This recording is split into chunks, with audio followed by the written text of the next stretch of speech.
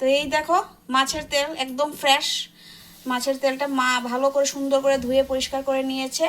আর আজকে সেটা দিয়ে একটা চচ্চড়ির মতো বানাবে। তো বেগুন, আলু, এই যে পেঁয়াজ, রসুন বাটা, কাঁচামরিচ সমস্ত কিছু কেটে নিয়েছে।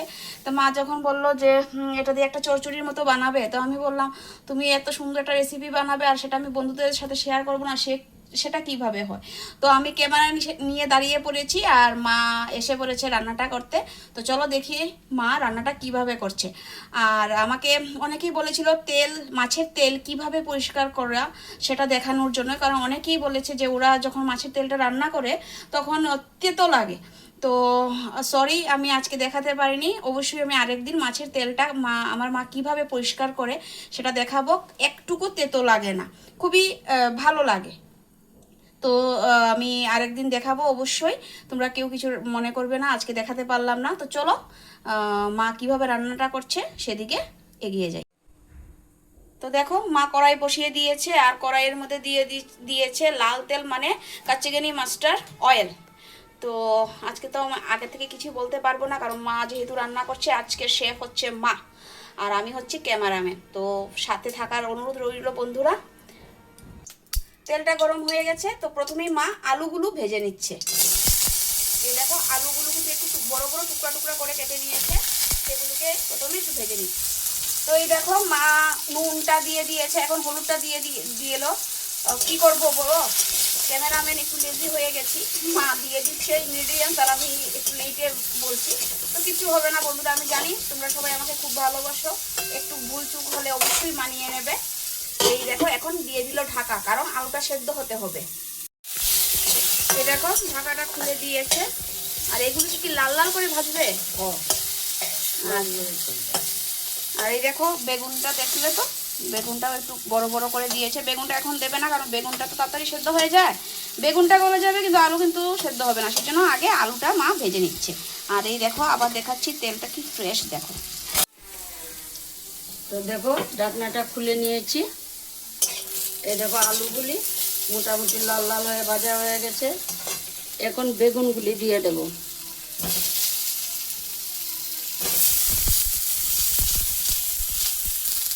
বেগুন দিয়ে একটু নাড়িয়ে ছাড়িয়ে অল্প একটু জল দিয়ে আবার ঢাকনা দিয়ে দেবো।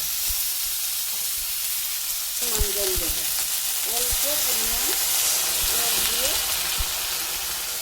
ঢাকনাটা দিয়ে দেবো। আর গ্যাসের আঁচটা কিন্তু অবশ্যই বন্ধুরা একটু কমিয়ে রাখবে।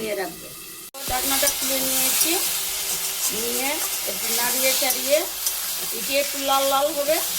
এখন এই হিটটা একটু বাড়িয়ে দেব, নাহলে বেগুনটি একদম নরম হয়ে যাবে। এই দেখো আলুগুলো মোটামুটি সিদ্ধ হয়ে গেছে। এই দেখো আলু আর বেগুনটা ভাজা হয়ে গেছে, এখন মা এটাকে নামিয়ে নেবে। এই দেখো তেল দিয়ে দিলাম, খুব বেশি দেব না, মাছের তেল থেকে কিন্তু অনেক তেল বের হবে। এই দেখো তেল দিয়ে দিলাম।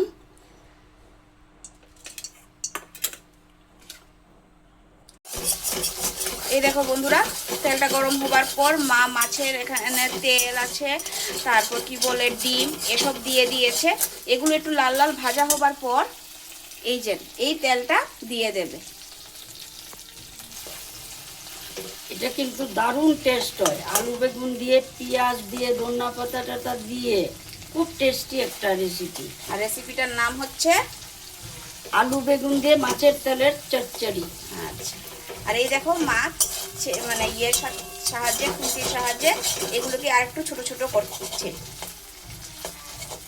যাই হোক এগুলো একটু ভাজা হবার পর বললেই তো মা ওই বাকি তেলের অংশটাও দিয়ে দেবে। এই দেখো এখন মাছের তেলটা দিয়ে দিলাম, দিয়ে একটু নাড়িয়ে চাড়িয়ে নিব, তারপর নুন হলুদটা দিয়ে দেবো। আর এই তেলটা ভাজার সময় কিন্তু খুব সাবধানে বাজবে বন্ধুরা, কারণ এগুলো কিন্তু প্রচণ্ড ফোটে,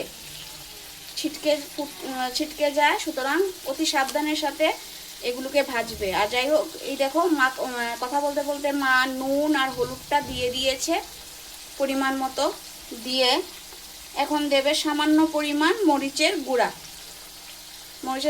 কারণ এটা একটু ঝাল ঝাল মানে হবে। আর ঝালটা অবশ্যই কিন্তু তোমরা তোমাদের পরিমাণ অনুযায়ী দেবে, তাই না মা? যার যে পরিমাণ মতো দেবে। এখন আমি দিলাম বেশি পরিমাণ ঝাল, তোমরা খেতে পারলে না, সেরকম ঝাল দেওয়ার তো কোনো মানে হয় না, তাই না? তো দেখো এটা ভাজা হয়ে গেছে, এখন মা দিয়ে দিচ্ছে কাঁচামরিচ, দিয়ে পেঁয়াজ গুলিয়ে দিয়ে দেব। আর রসুন বাটাটা কোন সময় দেবে না? রসুন বাটাটা দেবো পরে, পেঁয়াজ লাল লাল হবে তারপর দেবো রসুন বাটা।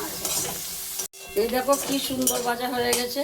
এখন কি করব, এখন এই দেখো এই পরিমাণ আদা বাটা দিয়ে দেব, তারপর দিয়ে দিলাম রসুন বাটাটা, দিয়ে আবার একটু সব কিছু একসাথে মিশিয়ে নেব। এইভাবে করে সব কিছুর সঙ্গে মিশিয়ে নেব। দেখো এখন কি করব, আলু বেগুনগুলি দিয়ে দেব। ভেজে রাখা আলু বেগুনটা দিয়ে দিলাম। বিশ্বাস করো বন্ধুরা, খুব সুন্দর একটা সেন্ট বেরিয়েছে। এইটা অবশ্যই এটা একবার হলো ট্রাই করবে। গন্ধে মানে আমার খিদে পেয়ে গেছে, সত্যি কথা বলতে গেলে এত সুন্দর একটা গন্ধ বেরিয়েছে। মানে এখনো রান্নাটা পুরো কমপ্লিট হয়নি, তাতেই এই অবস্থা। মানে ভাবো যখন পুরো রান্নাটা হয়ে যাবে তখন খেতে কত মানে অসাধারণ লাগবে।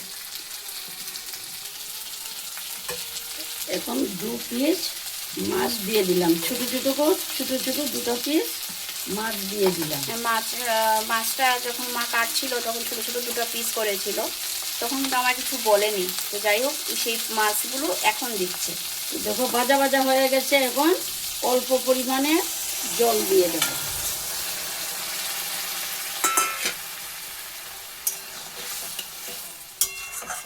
তরকারিটা একটু মাখো মাখো টাইপের হবে, তাই না? মাখো মাখো টাইপের হবে, আর একটু জল দেব, তো আলুই খেয়ে নেবে।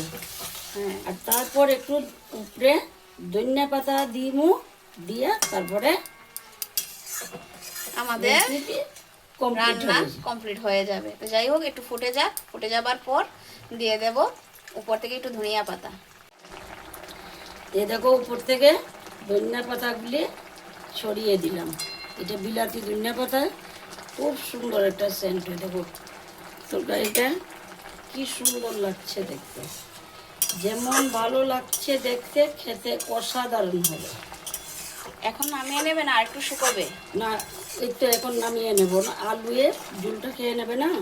আচ্ছা, তার মানে মাছের তেল দিয়ে আলু বেগুন দিয়ে মাছের তেলের চচ্চড়ি আমাদের রেডি হয়ে গেছে, কমপ্লিট হয়ে গেছে। তো বন্ধুরা, আমি অনুরোধ রাখবো একবার হলেও রেসিপিটা বাড়িতে ট্রাই করে খেয়ে কমেন্টস করে অবশ্যই জানাবে যে রেসিপিটা তোমাদের কেমন লেগেছে। আবারও নিত্য নতুন রেসিপির ভিডিও নিয়ে হাজির হব। আজকের জন্য এখানেই, সবাই ভালো থেকো, সুস্থ থেকো, আর সব সময় হাসি খুশি থেকো। তো আজকের জন্য এখানেই বিদায় নিচ্ছি, টাটা।